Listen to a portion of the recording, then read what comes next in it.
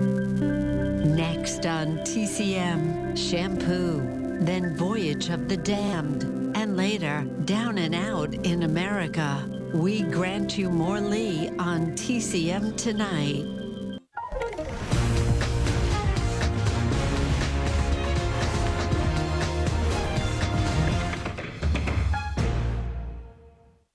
Hello, I'm Ben Mankiewicz. Thanks for joining us on TCM as we spend a little time noting a special occasion.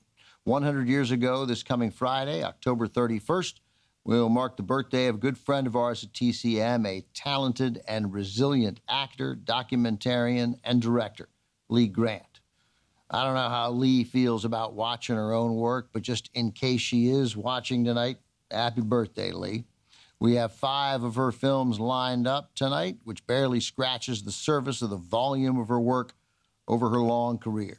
Lee Grant has appeared in 110 film and television projects, an impressive number, especially considering how much larger the number would be if Grant had not found herself blacklisted in Hollywood just as her movie career was getting started. She made her film debut in the 1951 William Wyler drama Detective Story, delivering a performance that earned her an Academy Award nomination for Best Supporting Actress. Not long after that, Grant and her first husband, writer Arnold Manhoff, who was a Communist Party member, found themselves named in Red Channels, a publication from a right-wing red hunting newsletter. Red Channels was just a pamphlet, and it just named people who it decided might be red or pink. Lee Grant's sin that earned her a place in Red Channels. She had delivered a eulogy at the funeral of a close friend, a fellow actor who'd been blacklisted, J. Edward Bromberg. Bromberg was one of the actors named by director Elia Kazan when he testified before the House Committee on Un-American Activities. Lee Grant's eulogy suggested, as Bromberg's friends all thought, that the stress of being blacklisted contributed to his fatal heart attack. Grant was called to testify before the committee, which wanted dirt on her husband. Obviously, she didn't cooperate, and just like that, she was blacklisted too. Suddenly, at just 26 years old, a career filled with promise was shelved. For basically 12 years, Lee Grant could not work in Hollywood. Finally, in 1964, at the age of 38, Grant got off the list. She did a stint on the primetime soap opera Peyton Place, which earned her an Emmy Award. That was followed by a showy role in the Norman Jewison drama In the Heat of the Night. Finally, in her 40s, good roles started coming Lee Grant's way again, roles like the one in our next film. From Columbia Pictures in 1975, with a cast led by Warren Beatty, who also co-wrote the screenplay, Shampoo. This is a terrific satire of the sexual revolution of the late 60s. Beatty plays a Beverly Hills hairstylist whose female clients come to him not only to get their hair done, they come for sex. Lots and lots of sex. Lee Grant, in an Academy Award-winning performance, plays one of Beatty's lovers, the bored housewife of a rich man, played by Jack Warden. Beatty is also sleeping with 2 other women well connected to the Grant-Warden marriage. From director Hal Ashby in 1975, also with Julie Christie, Goldie Hawn, and unforgettably in her movie debut, Carrie Fisher. This is Shampoo. Shampoo served as a seminal film in the life of Lee Grant, not just because it earned her an Academy Award for Best Supporting Actress. It was also important because it helped put her on a path to becoming a filmmaker herself. During production, Grant was chatting with co-star Warren Beatty, and he rather boldly reminded Lee of her age. She was 48, though she was telling people she was younger. Beatty's point was that due to the sexist nature of the business, good parts were going to be harder and harder for Lee Grant to come by. Male actors are given permission to age moderately gracefully, but actresses are not afforded that luxury, certainly not in 1975. The harsh reality of that made Lee Grant start to think about what she should do next.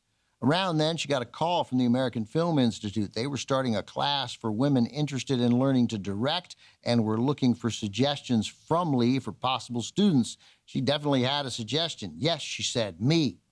She enrolled, and after graduating, began the second phase of her career as an award-winning documentary film and television director. Coming up, more of our salute to Lee Grant, whose 100th birthday is Friday. She gives an Oscar-nominated performance as a Jewish refugee in an all-star drama from 1976. Voyage of the Damned is next on TCM. Hi, I'm Ben Mankiewicz. Thanks for watching TCM, where we're honoring Academy Award-winning actress Lee Grant tonight ahead of her 100th birthday on Friday. She won that Oscar for Best Supporting Actress for the film we just had, the 1975 comedy Shampoo, directed by Hal Ashby.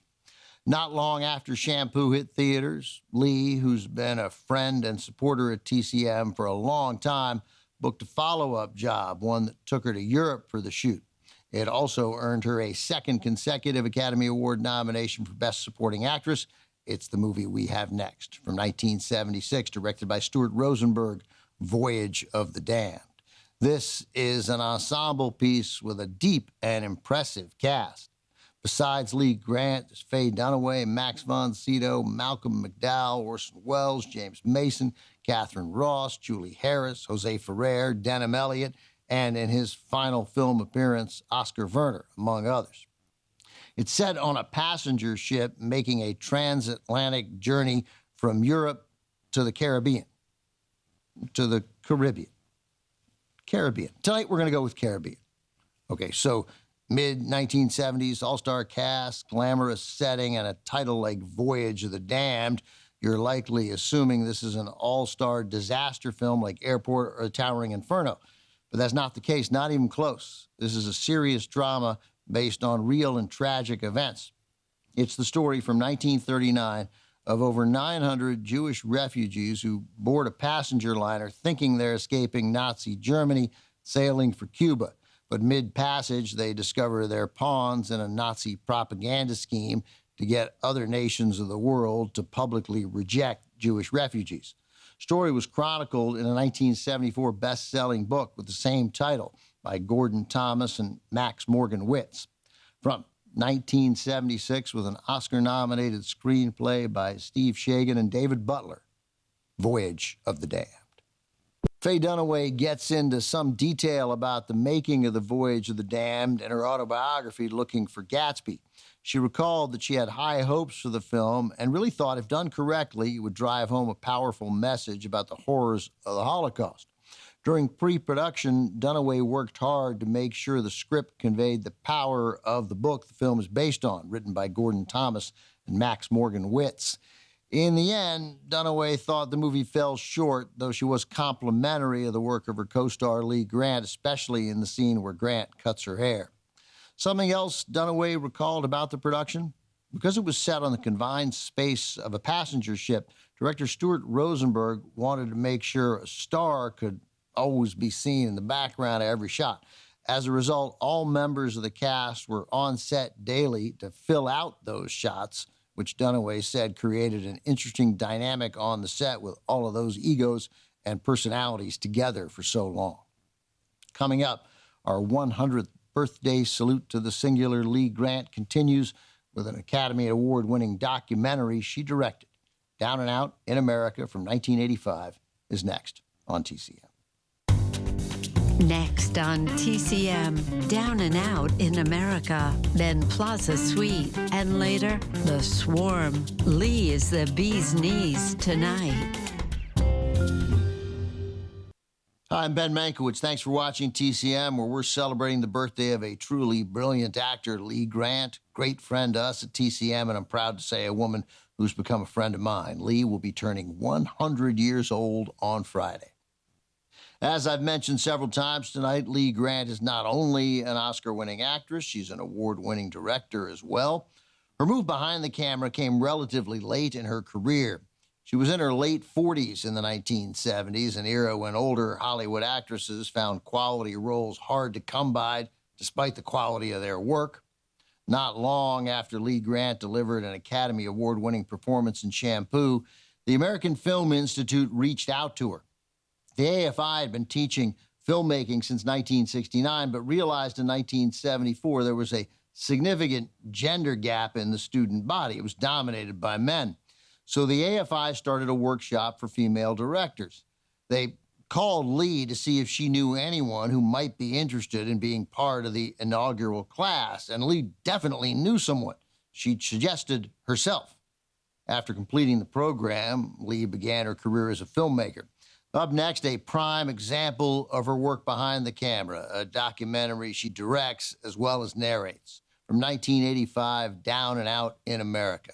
This is a searing look at poverty, homelessness, and the plight of family-owned farms in the U.S. in the mid-'80s. Grant, a native New Yorker, was struck by the rise in homelessness in her hometown, as well as reports about the plight of small family farms in the Midwest. She wanted to make a film to raise awareness, so she pitched the idea to an up-and-coming cable television network for backing. That network? Home Box Office. It was already called HBO by then, but it sounded cooler to say Home Box Office. Anyway, HBO greenlit Lee's idea.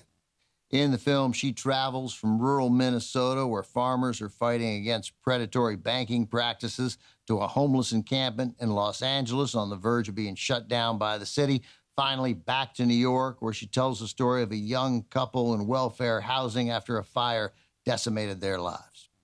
Here it is from 1985, an Academy Award winner for Best Documentary Feature, the first Oscar won by HBO Films, a doc that still feels resonant and timely 40 years after its release. Film directed by Lee Grant, produced by her husband Joseph Fury and Milton Justice. Down and Out in America. It's not hard to imagine Lee Grant's Down and Out in America as a 2025 film. Americans are talking about AI today the same way that guy talked about robots taking jobs at Burger King in the 1980s. Meanwhile, homelessness remains a huge problem across the country as homeless encampments continue to be shut down in major cities and family farms are still struggling to stave off corporate takeovers. That's the power of a well-made documentary. As good as Lee Grant is at making them, she did not start off with that ambition.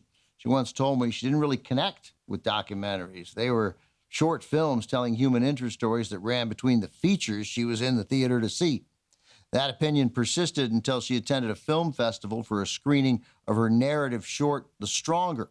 Immediately after came a screening of Barbara Koppel's stunning 1976 documentary, the best documentary film I've ever seen, Harlan County, USA, a groundbreaking film about striking coal miners in Kentucky.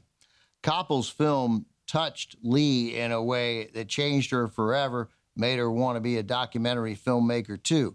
That screening also resulted in Lee Grant and Barbara Koppel meeting for the first time. They became close friends, even co-workers, with Koppel joining the crew for another Lee Grant documentary, When Women Kill. Coming up, more with Lee Grant. This time she's paired with Walter Matthau in a Neil Simon comedy. Plaza Suite is next on Turner Classic Movies. Next on TCM, Plaza Suite, then The Swarm, and later, Two on a Guillotine. Two heads are better than none on TCM tonight. The